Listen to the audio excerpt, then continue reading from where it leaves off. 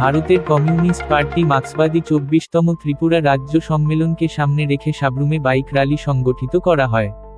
২৪শে জানুয়ারি বেলা 11:30 ঘটিকা থেকে শুরু হয় বাইক র্যালি।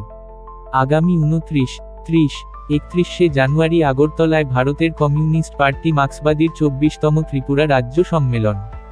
এই সম্মেলনকে সামনে রেখে সাব্রুম থেকে কলাছড়া পর্যন্ত বাইক র্যালি সংগঠিত করা হয়।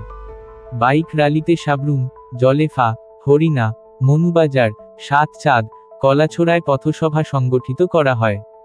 এই পথসভাগুলিতে আলোচনা করেন ভারতের কমিউনিস্ট পার্টি মার্ক্সবাদীর নেতৃত্ব তাপস দত্ত, বিপ্লব সান্যাল, মিহির পাটারি, প্রভাত চৌধুরী, অরুণ ত্রিপুরা সহ অন্যান্য নেতৃত্ব। আগামী 29, 30, 31শে জানুয়ারি আমাদের পার্টি সিপিআইএম রাজ্য কমিটি সম্মেলনকে কেন্দ্র করে 29 তারিখ একটা জনজমায়েত সেখানে হবে আগরতলায়।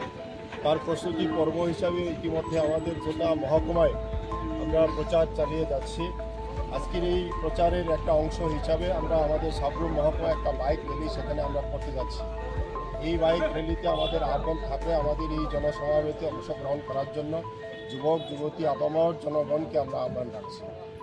এই জমায়েতকে সফল করার জন্য আমাদের মহকুমায় ইতিমধ্যে আমাদের যে সকল পার্টির যে ক্ষেত্রগুলি আছে সমস্ত ক্ষেত্রগুলিতেই আমরা আমাদের গোটা অনুসারে নিয়ে অংশগ্রহণ করার জন্য প্রস্তুতি চূড়ান্ত।